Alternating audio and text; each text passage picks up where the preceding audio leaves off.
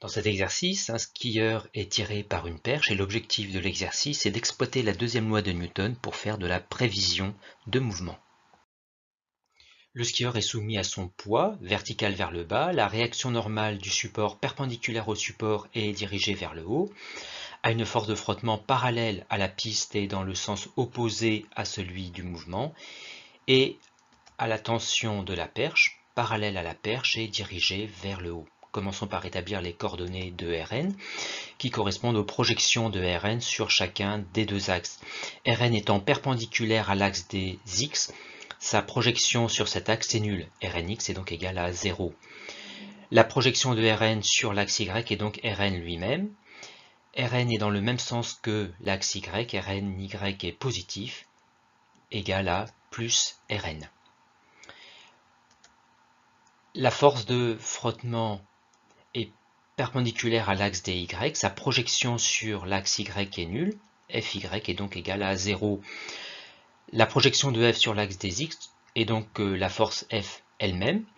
La force est dans le sens opposé à l'axe des x, Fx est négatif et est égal à moins F.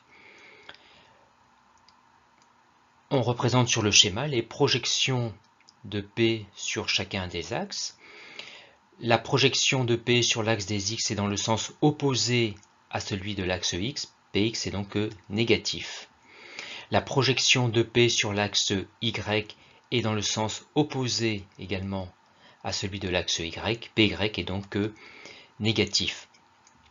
Pour connaître les valeurs des coordonnées, on exploite la trigonométrie dans le triangle rectangle qui apparaît ici, où on reconnaît ici l'angle alpha par construction. L'hypoténuse du triangle rectangle est représentée par la valeur de P, le côté opposé correspond à la valeur de Px et le côté adjacent à la valeur de Py. La longueur du côté opposé étant égale à celle de l'hypoténuse fois sinus alpha, la valeur de Px est donc égale à la valeur de P fois le sinus alpha. On remplace P par mg, d'où mg sinus alpha. La coordonnée algébrique Px est donc égale à moins mg sinus alpha. La longueur du côté adjacent étant égale à celle de l'hypoténuse fois le cosinus alpha, la valeur Py est donc égale à P fois cosinus alpha, c'est-à-dire mg cosinus alpha. La coordonnée algébrique Py est donc égale à moins mg cosinus alpha. Et enfin, terminons avec les coordonnées de la tension en faisant apparaître ces projections sur le schéma. La projection de T sur l'axe des x étant dans le même sens que l'axe x, Tx est positif. Sa projection sur l'axe y étant également dans le même sens que l'axe y, Ty est positif. Pour connaître les valeurs des coordonnées, on exploite la trigonométrie dans le triangle rectangle qui apparaît ici. La valeur de Tx correspond au côté adjacent dans le triangle rectangle, dont l'hypoténuse correspond à la valeur de T. La valeur de Tx est donc T cosinus bêta.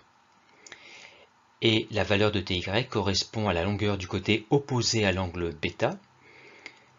La valeur de Ty est donc T sinus bêta. Appliquons la deuxième loi de Newton au skieur. Somme des forces qui est ici égale au poids plus la force de frottement, la réaction normale et la tension. Somme des forces qui est égale à m fois le vecteur accélération. Égalité vectorielle équivalente à deux égalités entre les coordonnées selon chacun des axes, selon x ici et selon y ici. On remplace les coordonnées des forces par les expressions établies précédemment. De la première équation, on isole AX en divisant les deux membres de l'égalité par grand M, d'où AX égale cette expression dont on connaît tous les paramètres. On peut donc calculer AX en remplaçant par les valeurs numériques et on trouve AX égale à 1,0 mètres seconde moins 2. Et ce qui est important, c'est de voir que AX est une constante. De la deuxième équation, on isole AY de la même manière en divisant les deux membres de l'égalité par grand M. Or ici, Rn est inconnu et donc AY semble indéterminé. Or, le mouvement se faisant uniquement selon l'axe OX, cela signifie qu'il n'y a pas de mouvement selon l'axe Y, c'est-à-dire que AY est tout simplement égal à 0, et donc une constante. On en déduit que le vecteur accélération est collinaire à l'axe des x, et comme AX est positif, le vecteur accélération est dans le sens de l'axe x, c'est-à-dire dans le sens du mouvement, c'est-à-dire aussi dans le sens du vecteur vitesse. Vecteur accélération et vecteur vitesse sont donc de même sens. On en déduit que le mouvement est accéléré, et comme AX est une constante, le mouvement est uniformément accéléré, dont on peut calculer la valeur de l'accélération grâce à la formule A0 égale racine carrée de AX carré plus AY carré. On remplace par les valeurs numériques et on trouve une valeur d'accélération de 1,0 mètres seconde moins 2.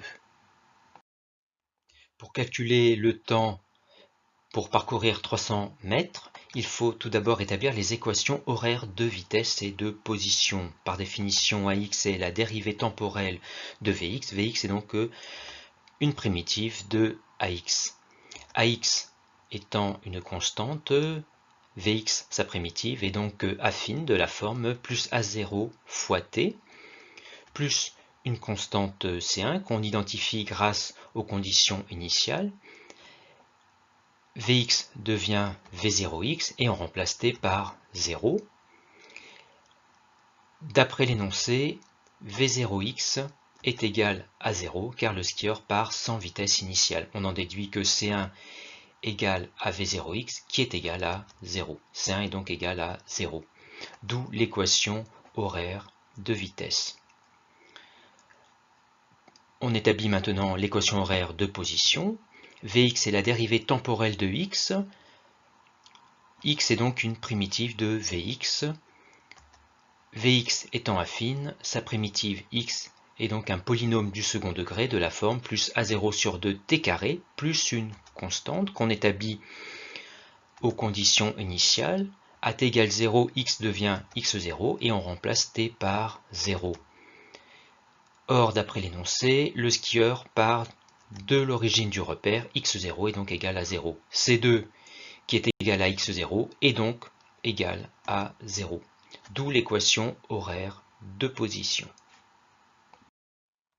On peut maintenant calculer l'instant TD où le skieur atteint la distance grand D de 300 mètres grâce à l'équation horaire de position qui relie la position au temps, x étant ici égal à grand D et l'instant correspondant t égal à TD.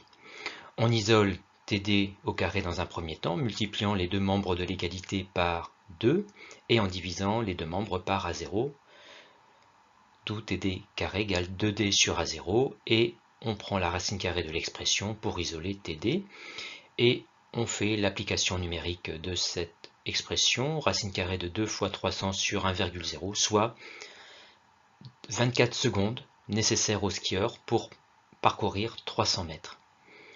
On en déduit la vitesse à l'instant TD, sachant que la valeur de vitesse est égale à la valeur absolue de la coordonnée algébrique Vx, que l'on calcule en remplaçant t par TD qui vaut 24 secondes, soit une valeur de vitesse à cet instant-là de 24 mètres par seconde, que l'on exprime en km par heure en multipliant 24 par 3,6, soit une valeur de vitesse de 86 km par heure. On retient de cet exercice que la connaissance des forces nous a permis, grâce à la deuxième loi de Newton, d'en déduire le vecteur accélération, ce qui nous a permis d'établir les équations horaires de vitesse et de position afin de faire de la prévision de mouvement.